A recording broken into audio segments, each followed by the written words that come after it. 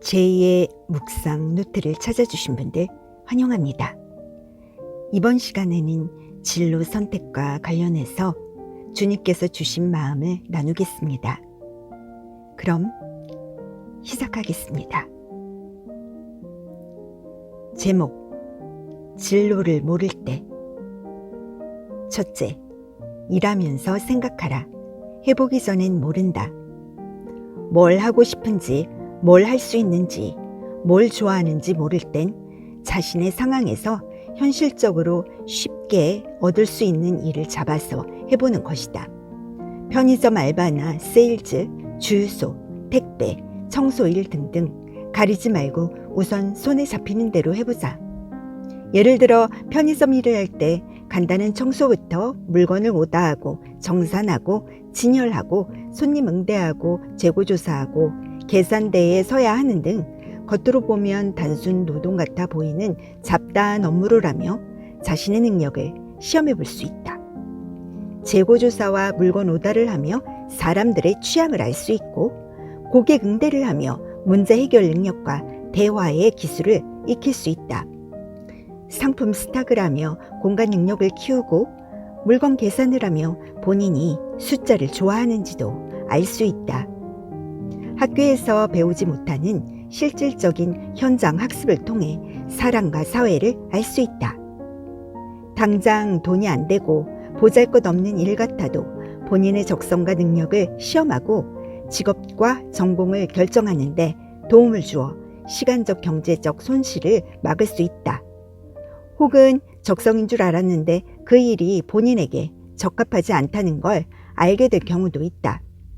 예를 들어 아이를 좋아해서 관련 학과를 무조건 가는 것보다 먼저 보조직이라도 지원하여 일을 해보면 단순히 아이를 좋아하는 건지, 아이 돌보는 걸 좋아하는 건지, 아이와 함께하는 이벤트를 좋아하는 건지, 아니면 그런 분위기를 좋아하는 건지 구분이 된다.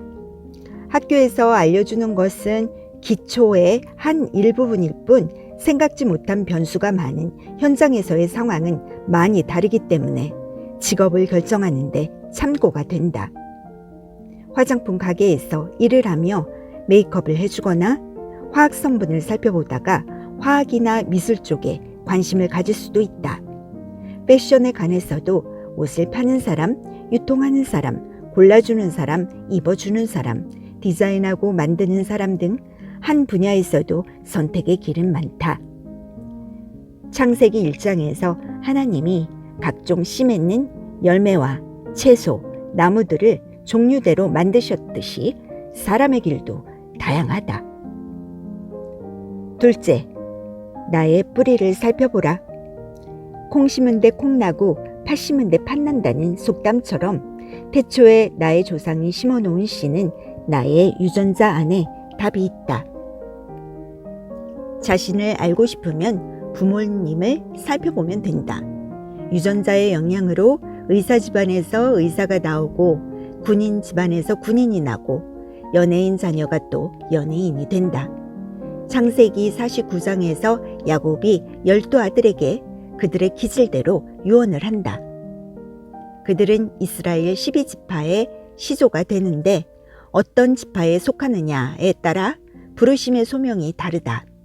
12지파는 각기 기업이 있어서 그 자손은 기업 물을 자가 되는데 레위 지파는 오직 하나님이 그의 기업이 되어 나머지 지파들의 얻은 수익의 11조를 거두어 레위인의 생활을 돕는다. 본인이 세상에서 돈벌이 재능이 없다면 레위인인지를 고민해 봐야 한다. 레위인도 분야가 달랐다. 건축, 찬양, 제사 담당, 골방에서 예배만 하는 레위인도 있었다. 만약 목회자가 되려 할 때 성경을 연구하고 가르치는 학자형 목자가 될 것인지, 어려운 현장에서 발로 뛰는 선교사가 될 것인지, 뜨거운 기도의 능력으로 치유나 예언 사역을 할 것인지, 찬양 사역자가 될 것인지, 아니면 말씀만 전하는 설교자가 될 것인지 은사대로 자신의 부르심을 알아야 한다. 레위인으로 부름받은 사람이 자신의 재능으로 세상적인 직업을 가지려 할 때 길이 막힌다. 세 번째, 사람들에게 재능을 노출하라. 쉽게 말해 재능 기부를 하라는 이야기다. 남들이 풀 수 없는 문제를 해결해 줄 때 돈이 벌린다. 그 능력은 다른 사람을 도와줄 때 알게 된다. 조카의 숙제를 도와준다거나 엄마의 부엌 일을 함께 할 때 자신에게 가르치는 능력과 요리에 재능이 있었다는 것을 알게 될 수도 있고, 교회 여러 부서에서 섬기며 협력을 배우고 자신의 적성을 알게 된다. 내가 어떤 서비스를 제공했을 때 사람들이 기뻐했었나를 기억해보라. 자신이 좋아하는 일을 진로로 삼으라는 말은 반은 맞고 반은 틀리다. 내가 좋아해서 해주는 일이 상대는 만족하지 않는 일이라면 하지 말아야 한다. 내가 좋아하는 일이 아니라 남이 좋아해 주는 일을 하는 게 맞다. 성경에도 자신의 재능을 노출한 사람이 있다. 요셉은 감옥 안에서 술 맡은 관원장의 꿈을 해석해주고 나중에 그 사람으로 하여금 그를 기억하게 해서 바로 왕의 꿈풀이를 해주어 총리가 되었고, 다윗은 악기 다루는 재능으로 마음병을 앓고 있던 사울의 마음을 고요케 했다.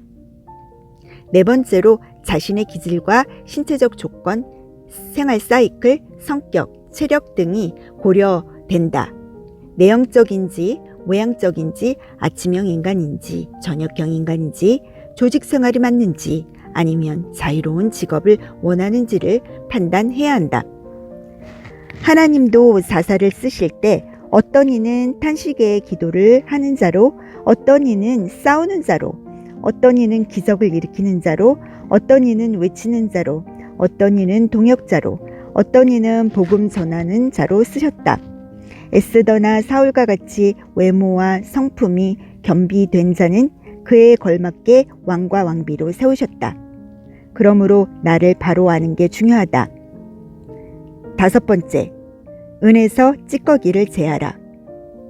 은에서 찌꺼기를 제하라. 그러면 장색에 쓸만한 그릇이 나온다고 잠언 25장 4절에 말씀하신다.